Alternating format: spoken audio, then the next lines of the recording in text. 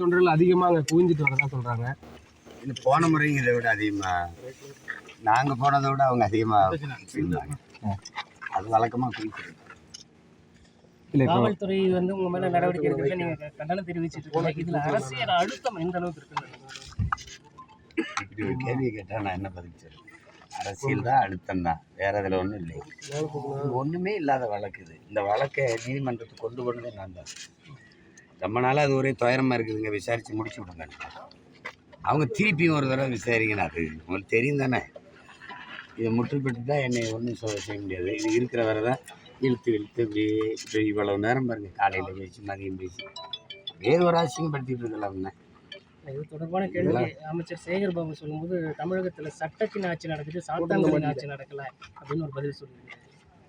இப்போ இதுலேருந்து பொதுவாக பார்க்கும்போது சாத்தானின் ஆட்சி நடக்குதா சட்டத்தின் ஆட்சி நடக்குதுன்னா உங்களுக்கு தெரியும். சட்டத்தின் ஆட்சி நடக்குதுன்னா அண்ணா பல்கலைக்கழகத்தில் ஐயா அறநிலைத்துறை அமைச்சருடைய கருத்து என்ன? கள்ளச்சாராயம் குடிச்சாங்க விற்று 62 பேரை கொண்டுட்டாங்க, கைது பண்ணிங்க. 90 நாள் வெளியில் வந்து மறுபடியும் சாராயம் கச்சிருக்காங்கல்ல, கச்சிருக்கானா இல்லையா சொல்லுங்க, மறுபடியும் கச்சிருக்காருல்ல. இது என்ன ஆட்சி? இது சட்டத்தின் ஆட்சியா இல்லை சாத்தான்களின் ஆட்சியா? முதல்ல ஒரு ஒரு ஒரு ஒரு தடவை காய்ச்சி பல உயிர்களை பறி கொடுத்துட்டீங்க, 10 லட்சம் கொடுத்து சரி பண்ணீங்க.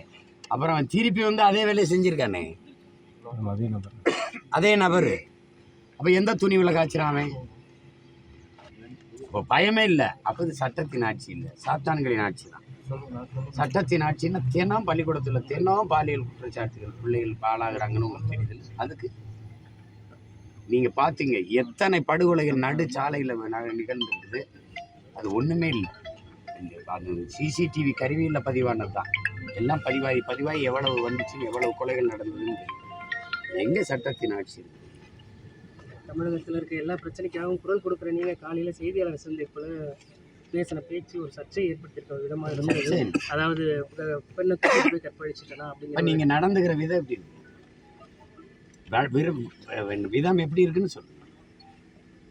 எப்படி இருக்குன்னு சொல்லுங்க. சர்ச்சைக்குரிய விதம் எப்படி இருக்குன்னு சொல்லுங்க. விருப்பம் இல்லாமல் ஒரு பெண்ணை கடத்திட்டு போய் நீங்கள் வலுக்கட்டாயமாக புணர்ந்தால் தான், வன்புணர்வு வச்சா தான் அது குற்றம். நீங்கள் விரும்பி படுத்தா அதுக்கு பேர் என்ன? அதுக்கு பேர் என்ன சொல்லுங்க. 15 வருஷமாக நீங்கள் இங்கே பாருங்க, 15 வருஷமாக நீங்கள் எல்லாரும் சேர்ந்து என்னையே, என் குடும்பத்தை, என்னை சார்ந்த எல்லாரையும் கற்பழிக்கிறீங்க, வன்புணர்வு செய்யுங்க. எங்கள் மனநிலை எப்படி இருக்கும்? ஒரு பொம்பளை அவள் என்ன சொல்கிறான்னு நீ தெரியாமல் நீ பாட்டுக்கு போட்டே இருக்க.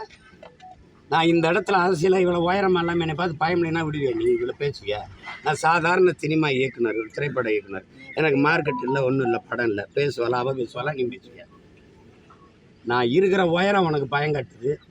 நான் வளர்ந்துருவேன்னு நினைக்கிறேன், அச்சப்படுறேன், நடுக்க வருது. அதனால இந்த ஆவுன்னா இந்த பொம்பளை குட்டி வந்து முன்னாடி சண்டை போடுறேன். வீரன்னா நேருக்கு நேராக கொண்டு பொம்பளைக்கு பின்னாடி போய் நிற்கும். பெரியாரை பற்றி நான் பேசுனா நீ பெரியாரை புகழ்ந்து பேசு. பெரியார் இதெல்லாம் செஞ்சுருக்கான்னு எடுத்து சொல்லி என்னை சரி பண்ணு. அவள் தப்பாக பேசுகிறான். பெரியார் பாருங்க இவ்வளோ சாதிச்சிருக்கான்னு சொல்ல ஒன்றும் இல்லை, உனக்கு ஒன்றும் இல்லை. ஒன்றா இந்த அவதூறு, இந்த கேவலம், இந்த வாடகை வாயை வச்சு விபச்சாரம் பண்ணுற ஒரு கூட்டத்தை வச்சுருக்க. அதை வச்சுக்கிட்டு பேச விட்டுக்கிட்டே இருக்கிறது. அவனுக்கு சம்பளம் மாதம்.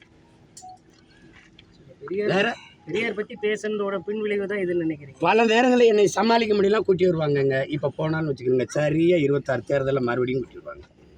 அந்த துயரத்துக்கு தான் வழக்கை போட்டு இது முடிச்சு விடுங்கன்னு கொண்டு போனேன். ஆனால் அது சரியாக வரல. அது உங்களுக்கு தெரியும், உங்களுக்கே தெரியும். அதில் அழுத்தங்கள் திருத்தங்கள்லாம் இருக்குது.